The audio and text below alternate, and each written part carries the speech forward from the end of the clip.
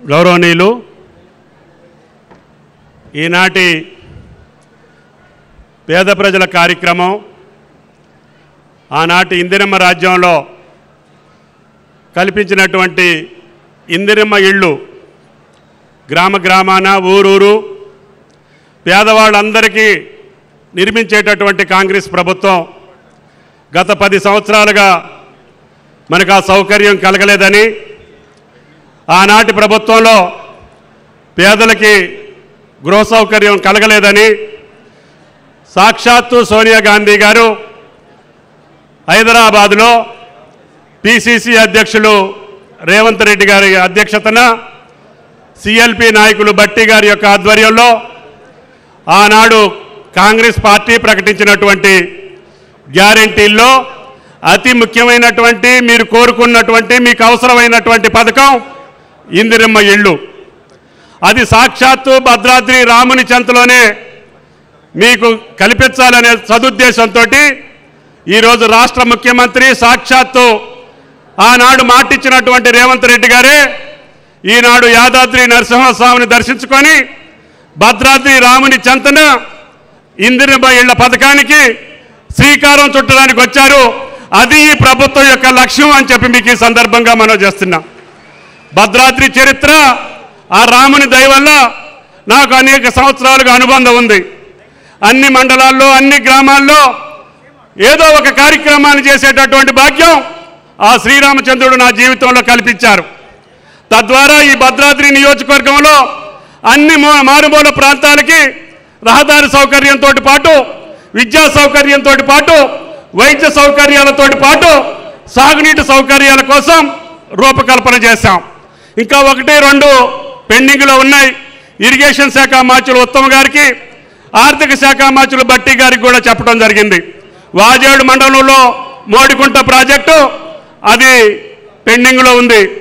రెండవది వెంకటాపురం మండలంలో పాలెంవాగు ప్రాజెక్టు పూర్తయింది. దానికి పూర్తిగా సామర్థ్యంలోకి తీసుకురావాలి. దుమ్మగూడెం మండలానికి ప్రగళ్లపల్లి ఎత్తిపోతల పథకానికి గౌరవ ముఖ్యమంత్రి గారి యొక్క సూచనలతోటి భవిష్యత్తులో దాన్ని కూడా సాకారం చేసుకోవాల్సినటువంటి అవసరం ఉంది.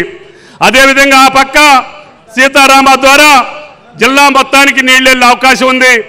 ఈ పక్క మండలాలకు నీళ్లు కావాలని చెప్పి అవి రూపకల్పన చేసుకున్నాం.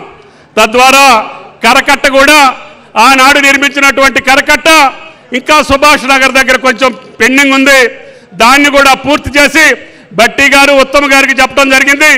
ఈరోజు సాక్షాత్తు ముఖ్యమంత్రి గారి ఆధ్వర్యంలోనే ఆ మిగిలిపోయిన కరకట్టను కూడా పూర్తి చేసి రేపు గోదావరి జలాలకి 80 అడుగులు వరద వచ్చినా భద్రాద్రిలోకి ఒక్క చుక్క నీళ్ళు రాకుండా చేసేటటువంటి బాధ్యత ఈ ప్రభుత్వాన్ని అని చెప్పి మీకు ఈ సందర్భంగా మనం చేస్తున్నాం.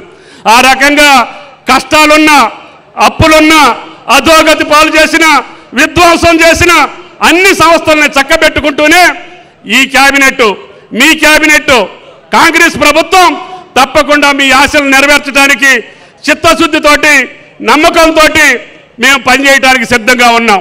కాబట్టి దయచేసి మీరు ఇచ్చినటువంటి ఈ ప్రభుత్వం మీకోసం మీ సౌకర్యాల కోసం సోనియా గాంధీ గారు ఇచ్చినటువంటి వాగ్దానం నెరవేర్చడం కోసం శాశ్వతమైనటువంటి పరిష్కారాలు అది విద్యుత్ శక్తిలో అప్పు ఉంది, అది భట్టి గారి నెత్తనుంది. అదేవిధంగా సివిల్ సప్లైస్లో అప్పు ఉంది, అది ఉత్తమ్ గారి నెత్తనుంది. మొత్తం భారం రేవంత్ రెడ్డి గారు మోయాల్సిన పరిస్థితి వచ్చింది. అయినా సరే గుండె ధైర్యంతో అన్నా మనం కష్టపడదాం, నీతిగా నిజాయితీగా ఈ ప్రజలు ఇచ్చినటువంటి వాగ్దానాన్ని నిలుపుకుందాం, తప్పకుండా ప్రజల సహకారంతో ఆ పనులన్నీ పూర్తి చేస్తామనేటటువంటి విశ్వాసంతో నమ్మకంతో ఈరోజు భద్రాద్రి రామచంద్రుడి దయ వల్ల ఈ కార్యక్రమాన్ని ఇక్కడ ప్రారంభించడం గౌరవ ముఖ్యమంత్రి గారికి సాక్షాత్తు కేబినెట్ మంత్రులందరికీ పొన్నం గారికి సీతక్క గారికి అదేవిధంగా శ్రీధర్ బాబు గారికి వెంకటరెడ్డి గారికి శ్రీనివాసరెడ్డి గారికి ఉత్తమ్ గారికి అదేవిధంగా సురేఖ గారికి గౌరవ శాసనసభ్యులందరికీ ఉప ముఖ్యమంత్రి భట్టి గారికి ఎందుకంటే ముఖ్యమంత్రి గారు వాగ్దానం చేసినా ఆయన తాళం తీయాల్సినటువంటి అవసరం ఉంది. కాబట్టి ఆనాడు రాజశేఖర్ రెడ్డి గారు చెప్పినవన్నీ రోషయ్య గారు ఎట్లా ఇచ్చారో ఆ రకంగా భట్టి గారు ఇవ్వాల్సినటువంటి అవసరం ఉంది. ఓడికి వెళ్ళకూడదు.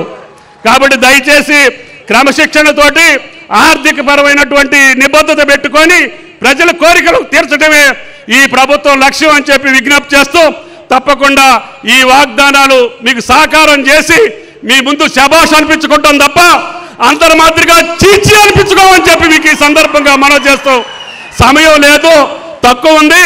ముఖ్యమంత్రి గారు మళ్ళీ బహిరంగ సభను అటెండ్ చేయాలి.